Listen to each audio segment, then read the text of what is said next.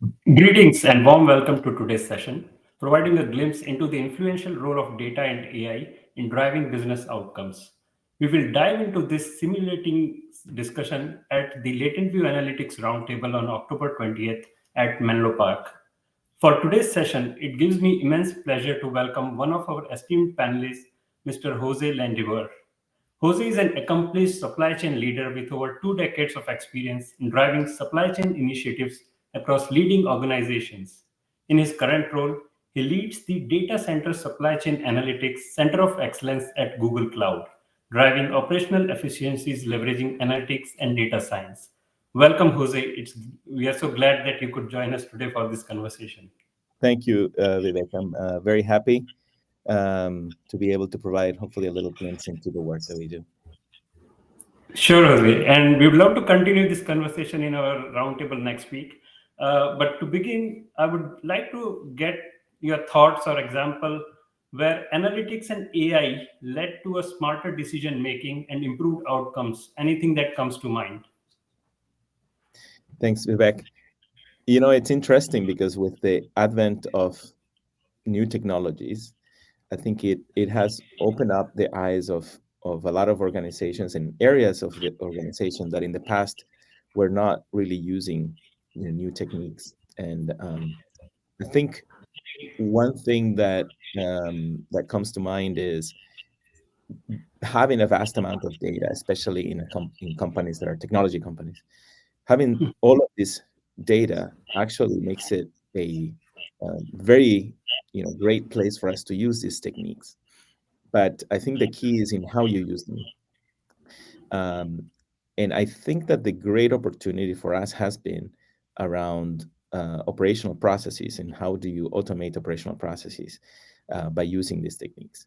Obviously, not every problem is a machine learning problem, but when you can apply it right, it can lead to great results. I can remember several, obviously, projects that we have done in this area. One of them being a problem that in supply chain is very common, which is excess and obsolescence. You end up buying parts for building finished goods, and what ends up happening is at some point they become excess and they get obsolete, and so you have to write them off. But in a lot of supply chains, what ends up happening is between the time that you realize that that product went obsolete and actually executing on it, that you might have some time when you actually continue to buy the same part. And so we wanted to avoid that. And for us, what was important is to predict ahead of time when a part was going to be obsolete. In that way, if we could do that with enough lead time, we could prevent us buying something that would go obsolete pretty quickly after buying. And so it will save us quite a lot of money. And so we went and did that. Obviously, we had the usual issues with data and the state of data and things like that. But at the end, one of our learnings was that, and it was pretty successful in terms of predicting that you could get to a model that is very predictive. But in the end, it's all about process and people and how do you actually reach the last mile with the model. So lots of learnings, lots of value there. And similar to that, we can have examples around logistics, around manufacturing, where we are starting to use these techniques to unleash value for companies.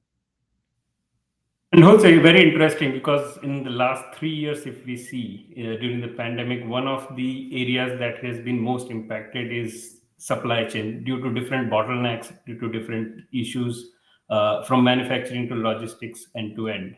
So has there been like more evolvement of data or reliance on data in last 3 years? Did you see, or has it been consistent throughout? I think the change that I have noticed is we've always had lots of data. There's an increasing rate of data, but it's also hard to keep up with the structuring of that. You end up happen you end up having lots of more data um, with limited context of the data, and therefore our specialists, analysts, data scientists need to become more aware of the context of that data and the business process in order to fully utilize it. And that's one change that I see, where you're starting to have a need for specialized knowledge uh, for a specific skill sets. For sure, Jose. So, Jose, when we are touching upon the specialized knowledge or the skill sets, what are some of the other strategies to make or leveraging data successfully in driving business outcomes? Any strategies or things that have worked for you through your experience?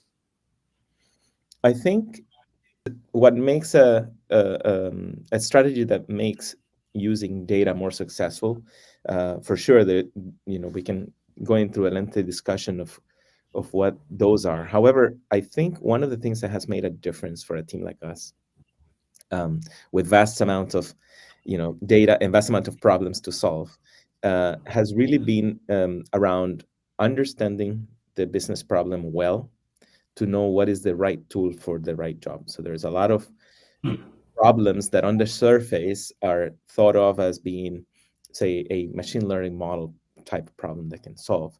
The reality is you could solve it, much simpler in different other ways, and it's probably good enough for what you need. And so having that understanding with the business of what is the right tool for the job and how I'm going to solve this problem is important. And I think organizationally, what has made also a difference for us is having a good change management process by which we are teaching the organization some a little bit of these techniques, how you can leverage them. Because if you have a person that is working on the execution side of a supply chain, they have lots of very important things to do. They're not going to Correct. be thinking about what is the next value that I can get out of a machine learning model, for instance, right? And so you need to be putting yourself in those shoes, and you need to also teach them what is this good for, so that we can Mhm. have that conversation. So change management to us has been very critical, and we organize internal events. We have video channels that we communicate with our users, so that we keep them involved. We teach them what the techniques look like and what they're good for, and similarly, we're listening in on what those opportunities might be. Right. No, Jose, very true. And I guess you touch upon very good two aspects, right? One is the not everywhere you need to do advanced analytics or AI. And sometimes like explainability takes precedence over just building a model and then throwing out an output. And the other part is change management. Unless like the end users adopt it or are comfortable with the output and the recommendations, you won't see success. So very true. I think in several organizations that is the part that is the most difficult one probably at That's right. times. And it's a lot of times is an exchange with some of your partners in the organization that can implement tooling, what I call the last mile of That's machine learning. That last mile is critical, because you can have the most beautiful model, most accurate model. If the person that is executing that process does not properly see it at the right time in the right way, then all of that goodness is not materialized, right? for sure. Jose, we will love to continue this conversation on October 20th at Menlo Park. And thank you so much for joining us today and hope to see you in the conversation and discussing further. Thanks, Jose. Thank you, Vivek. Thank you.